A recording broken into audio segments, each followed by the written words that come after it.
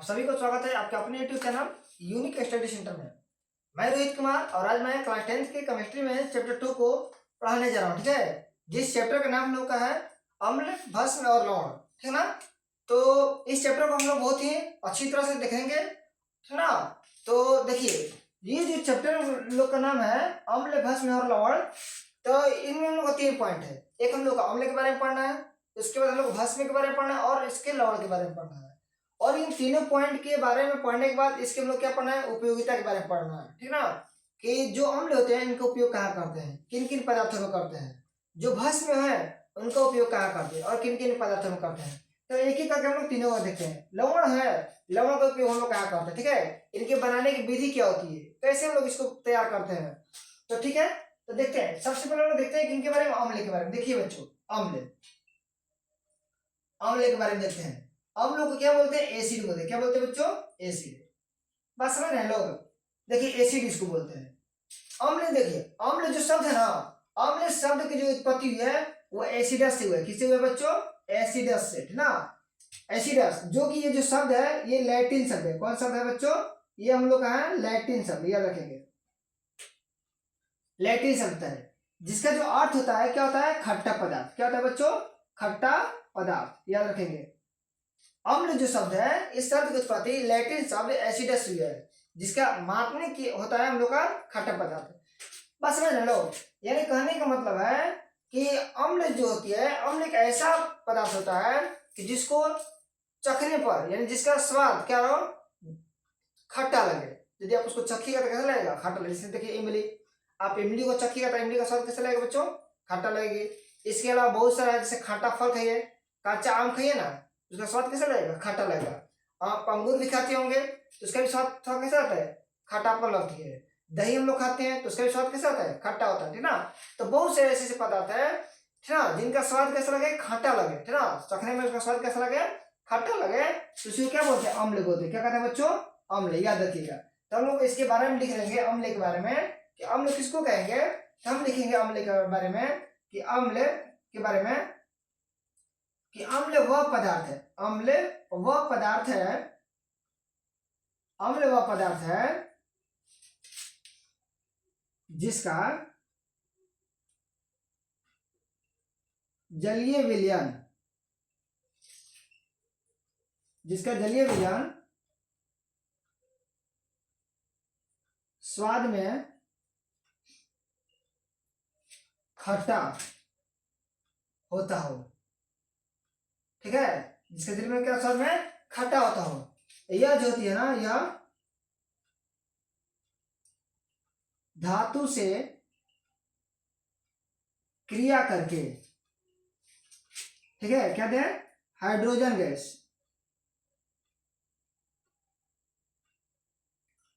Hydrogen gas मुक्त करे, मुक्त करे, जिसको क्या बोलते हैं हम लोग, अम्ल कहते हैं। याद रखेंगे बच्चों कि अम्ल क्या है, अम्ल किसको कहेंगे। तो बस हम यही कहेंगे कि अम्ल वह पदार्थ होता है जिसका जलीय विलयन स्वाद में कैसा लगे, खट्टा लगे।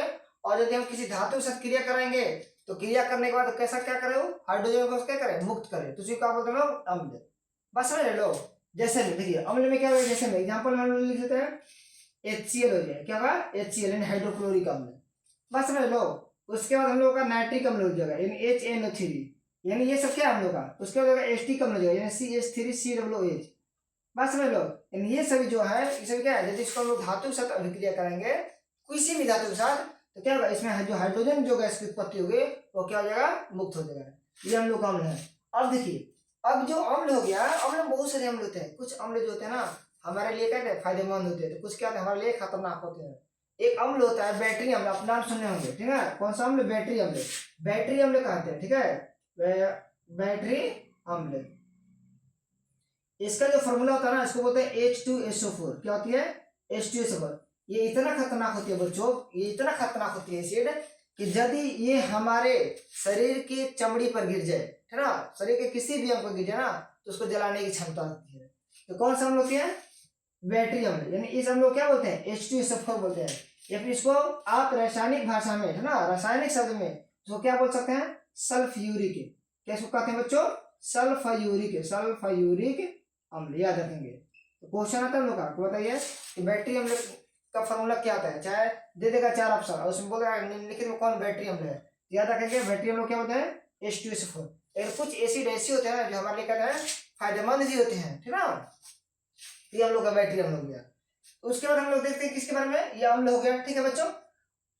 कुछ अम्ल ऐसे भी होते हैं बच्चों कि जिनका उपयोग, ठीक है, जिनका उपयोग हम क्या करते हैं कि खाद्य पदार्थों के रूप में करते हैं। जैसे देखिए हम लोग अचार बनाते हैं, घर पर अचार बनाते हैं, तो अचार को सोचेंगे ना तो उसको अचार को हम लोग काफी दिन तक रहे, तो उस अचार को खराब होने से बचाने के लिए हम किसका उपयोग करते हैं, उसमें सिरका का उपयोग करते हैं बच्चों। किसका उपयोग करते हैं, सिरका का, ठीक है। तो जो सिरका होती है ना वो भी कहते हैं, उसकी जो प्रकृति होती है वो भी कहती है अम्लीय होती है। तो इसी तरह बहुत सारे हैं। चलिए अब हम लोग देखते हैं किनके बारे में, भस्म के बारे में। किनके बारे में, भस्म। देखिए भस्म, भस्म को क्या बोलते हैं, इसको बोलते हैं बेस। क्या बोलते हैं बच्चों, बेस बोलते हैं, याद रखेंगे भस्म के बारे में। यानी भस्म क्या होती है, तो देखिए आपको यदि एक याद हो जाएगा ना तो आपको दूसरा खुद अपने को याद हो जाएगी।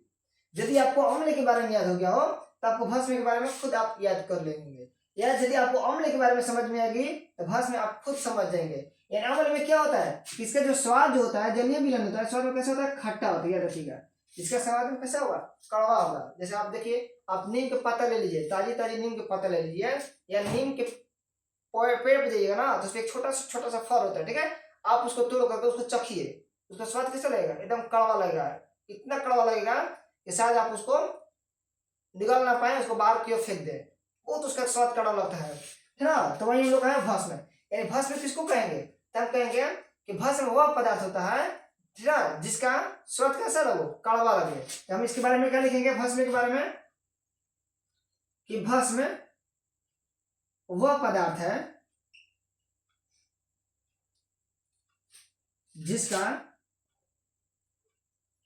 जलीय विलयन स्वाद में कड़वा हो तथा धातु से क्रिया करके, किसे करके, धातु से क्रिया करके, क्या करेंगे, धातु से क्रिया करने के बाद देखिए इसको थोड़ा धातु से क्रिया करके, है ना, अम्ल को उदासीन कर,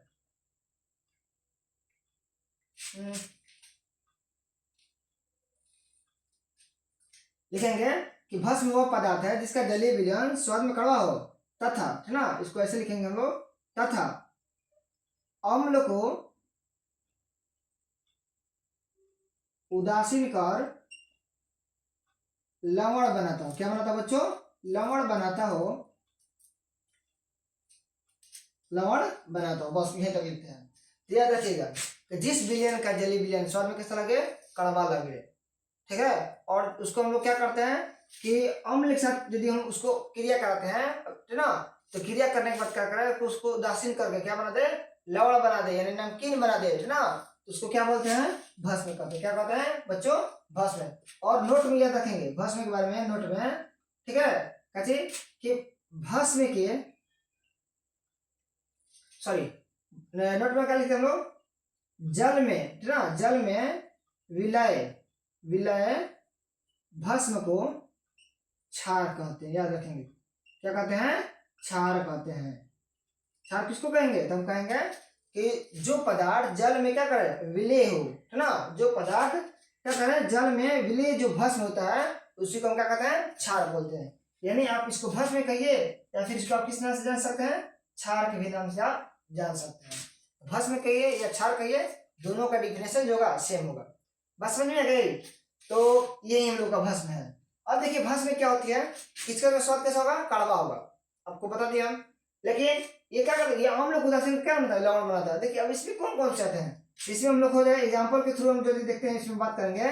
इसमें एग्जाम्पल में क्या देगा हम लोग का, देखिए एग्जाम्पल में लिखे हम लोग NaOH यानी sodium hydroxide, KOH potassium hydroxide, बस समझ लो। इसी तरह होता है CaOH को होल ट्वाइस यानी कैल्शियम हाइड्रोक्साइड, जिसको हम लोग क्या बोलते हैं, चूना भी कहते हैं, बस समझ लो। तो ये सभी का जो स्वाद होता है कैसा लगेगा, आपको कड़वा लगेगी। तो आप इसको नोट कर लीजिए, उसके बाद फिर हम लोग आगे की ओर देखते हैं।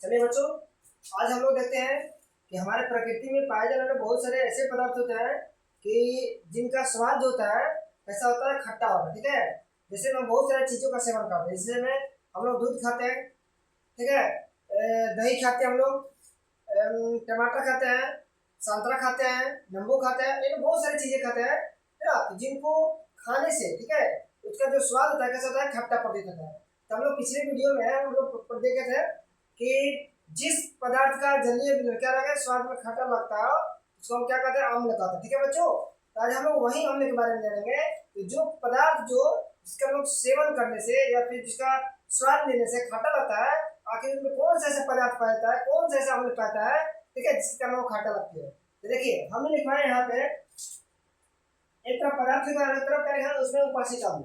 जैसे हम देखिए एक नंबर हम लोग क्या लिखा है, सांतरा। क्या लिखा है बच्चों, सांतरा। तो देखिए सांतरा का जो हम लोग खाते हैं जब, या सांतरा जो हम लोग सेवन करते हैं, तो कभी कभी कोई सांतरा ऐसी होती है कि जो पूरा खट्टापन लगती है, और कोई कोई सांतरा ऐसा होता है कि खट्टा और मीठा दोनों लगता है। ठीक है, तो इस तरह में इसके खट्टा और मीठा लगने का कारण क्या है कि उसमें एक एसिड पैदा, कौन सा एसिड, सिट्रिक एसिड, याद रखेंगे, यानी कौन सा अम्ल, सिट्रिक अम्ल। उसके बाद हम लोग लिखा है ना नींबू का रस। कौन सा रस है, नींबू का रस। ठीक है, तो नींबू का रस कौन सा पाया है, सिट्रिक एसिड। कौन सा, सिट्रिक। याद रखेंगे कि संतरा और नींबू के रस में कौन सा अम्ल पाया है, हम कहेंगे कि सिट्रिक अम्ल पाया है। कौन सा पाया है बच्चों, सिट्रिक अम्ल। ठीक है, चलिए उसका देखिए, उसका क्या लिखा है, सेब लिखा है। क्या लिखा है, सेब। सेब को खाने से, सेब क्या कहते हैं, वो भी मीठा लगता है, लेकिन कुछ सेब क्या होता है, हल्का क्या होता है, खट्टापन लगता है।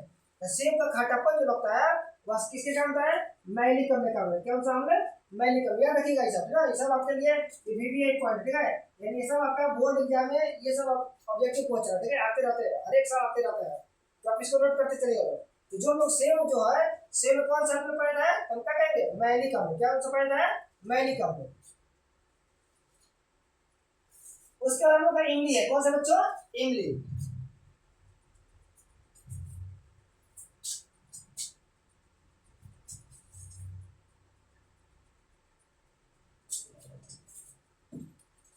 चलिए, तो कौन सा हम लोग का है, इमली है। ठीक है, तो इमली में देखिए, इमली का खाने से, है ना, या इमली देखते हैं ना कि इमली का नाम आ जाए सामने, या फिर इमली कोई आपके सामने ला कर रख दे रहा, अगर जबान में क्या आती है, पानी आएगी। ठीक है, खैर पानी तो सबके जबान में आती है, आपकी भी जबान में आती है, अभी हम नाम ले रहे हैं, आप नाम सुनते ही आपके जबान में पानी आ गई।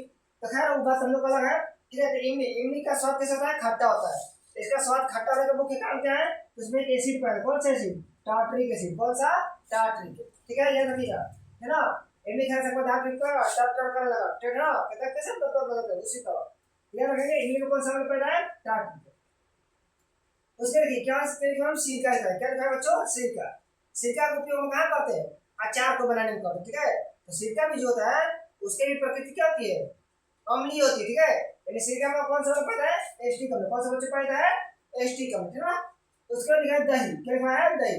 देखिए दही हो या फिर कौन सा, फटा हुआ दूध है, दही कहीं है ना, दही कहीं भी करता है, दही तो खाने से लोग खट्टा लगता करता है। ठीक है, लेकिन दूध भी होता है, कौन सा दूध, दूध है कि जो दूध हम लोग क्या होता है, फट जाती है। ठीक है, तो दूध जब फट जाती है ना तो उसका स्वाद कैसा होता है, खट्टापन हो जाती है। याद रखेंगे, दही और दूध, दही और दूध में जो अम्ल पैदा है, कौन सा अम्ल पैदा है, लैक्टिक अम्ल। याद रखेंगे कौन सा अम्ल, लैक्टिक अम्ल। और उसके याद करने के भी क्या है, एक फॉर्मूला होती है, जैसे हम देखिए ये हम लोग दूध है, ठीक है, दूध का जो शुद्धता होती है, यानी दूध में कितना पानी है, दूध में कितना फैट है, इसको लोग मापते हैं। ठीक है, डेयरी में जाइएगा आप लोग, डेयरी में जहाँ पर दूध को ला करके शेयरिंग कहता है ना, तो उसको बोलते हैं डेयरी।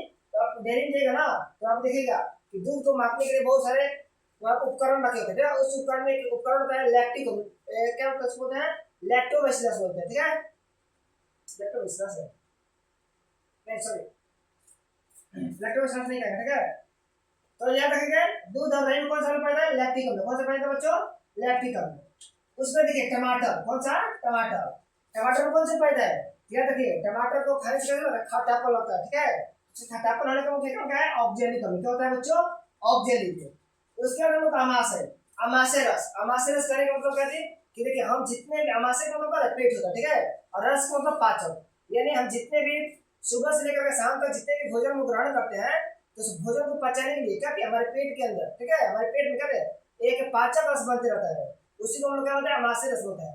यानी जो रस बनता है पाचक रस, उस रस को क्या कहते हैं हम लोग, हाइड्रोक्लोरिक अम्ल कह सकते हैं। ठीक है, याद रखिए कि जो अमाशय रस होता है ना, अमाशय रस में जो अम्ल पैदा है, एसिड पैदा है, वो कौन सा एसिड पैदा है बच्चों? हाइड्रोक्लोरिक अम्ल। याद रखेंगे कौन सा अम्ल? हाइड्रोक्लोरिक अम्ल। और देखिए जब हमारे पेट का जो अम्लीयता जो होता है, जो हमारे पेट में जो बनते रहता है, अमाशय रस जो बनता रहता है, जब इसका जब मांग कहता है आवश्यकता जब अधिक होता है, ठीक है ना, आवश्यकता से कहती है अधिक हो जाती है, उसकी अम्लीयता का मान क्या होती है? बढ़ जाती है। ठीक है, यानी कहने का मतलब है कि इसके बस की बात नहीं होती है, हाइड्रोक्लोरिक अम्ल वहाँ पे काम नहीं करता है।